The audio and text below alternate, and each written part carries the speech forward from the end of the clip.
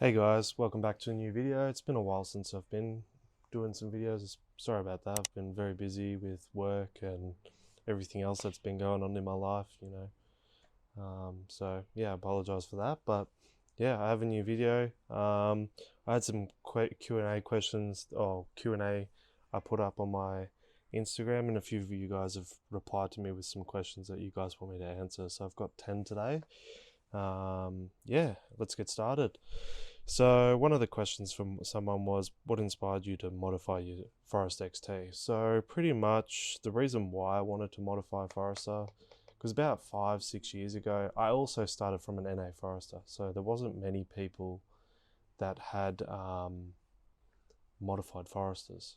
And I always saw a lot of WRXs and STIs modified. So I wanted something slightly different. So I also wanted something a bit quick. So that's why the reason why I bought the XT. From my NA, and I wanted to just make it a practical, fun, daily / weekend car, which it turned into.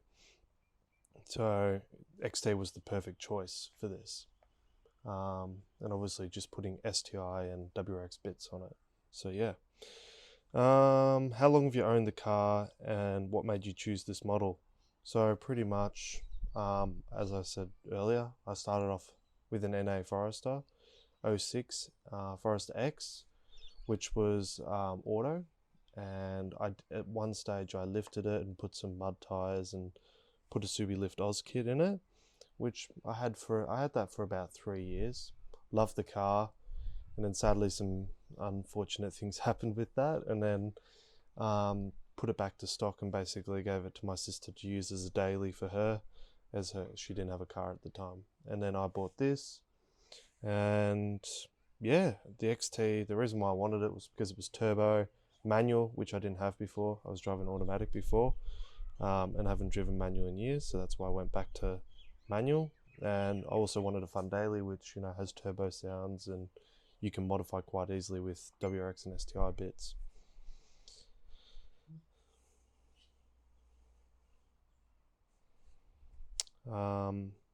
The next one is, do you still daily drive it, or is it a weekend car? It's mainly for the weekend now. I hardly daily drive it now with the amount of driving I do for work. I used to drive it at the start, my new job, but I just haven't had the time, and driving all across Victoria, it's just not worth it driving this fuel guzzler around, and it's fun to drive, but with the sort of stuff I'm doing, carrying parts and repairs and stuff like that, it's not worth it. So I just got myself a VW Tiguan to just drive around as a daily driver, which is amazing. Might do a video on that as well.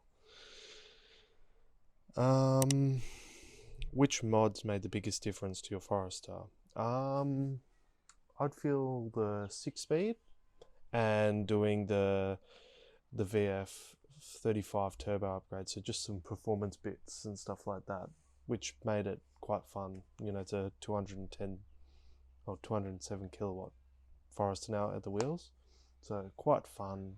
Still can get you in trouble if you really wanted to, but yeah, it's a good little fun car. Which also transformed the car from a TD04, which on the dyno got it Rex said it makes about 110 kilowatts. So when putting all these mods on, it's basically got a 50% gain in power, which pretty good. Did you install most of the mods yourself, or did you use a shop? Most of the mods I did myself and with some friends, but obviously the performance stuff I left with GotItRex, because this was my first car and I wanted it to do it right.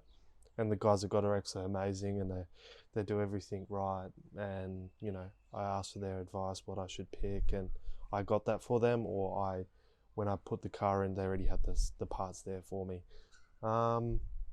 But yeah, most of the parts, most of the handling stuff I did myself, the brakes, with some friends. We also put the coilovers in myself.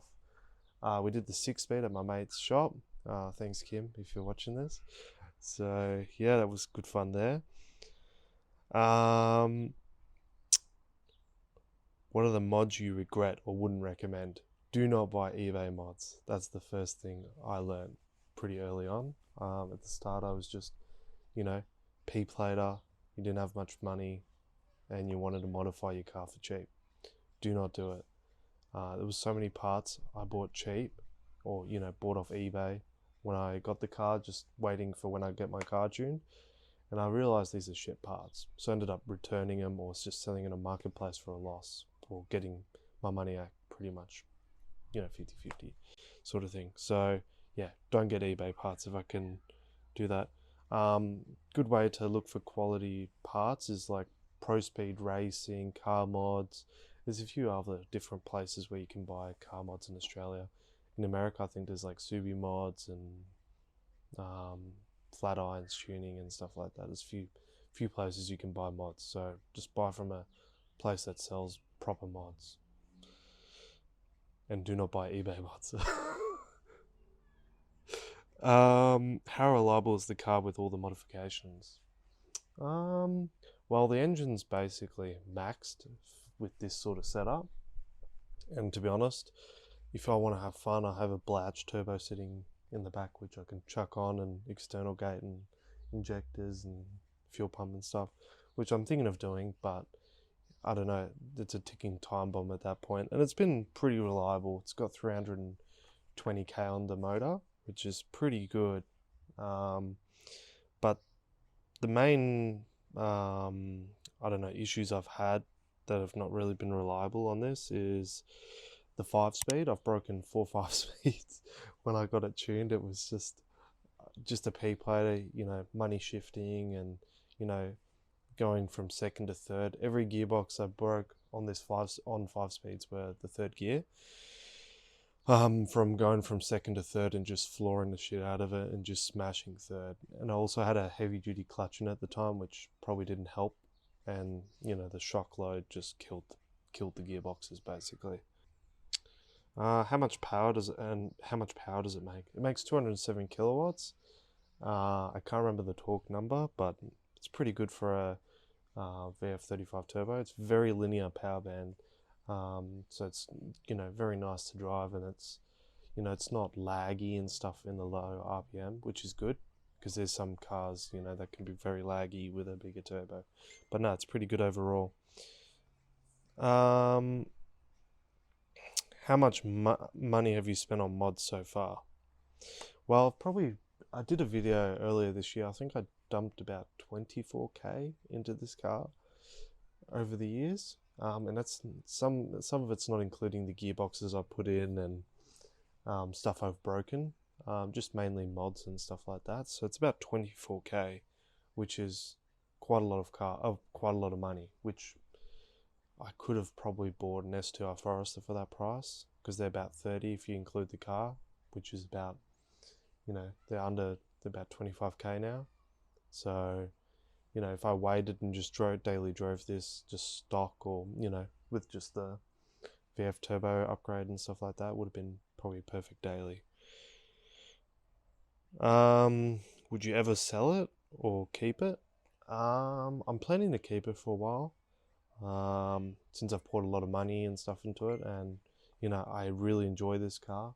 It's been the most fun weekend car, and, you know, I like the Subaru platform as much as, you know, it's expensive and to build, and, you know, you don't get much power out of these stock EJ255s unless you want a really bad ticking time bomb, which I didn't want. So overall, yeah, I would keep it. But yeah, the future down the line, I want to do a built motor, you know, nothing crazy, maybe stock location with a Blatch 2.5 and external gate, E85, you know, that's about it. And then that will finish it off pretty much. So no planning to sell it at this point, but yeah. This is it for this video. If you guys ever have any questions, or you want me to do a video on something on my Forester, please put in the comments, and I'm happy to make a video for you guys. Thanks. Bye.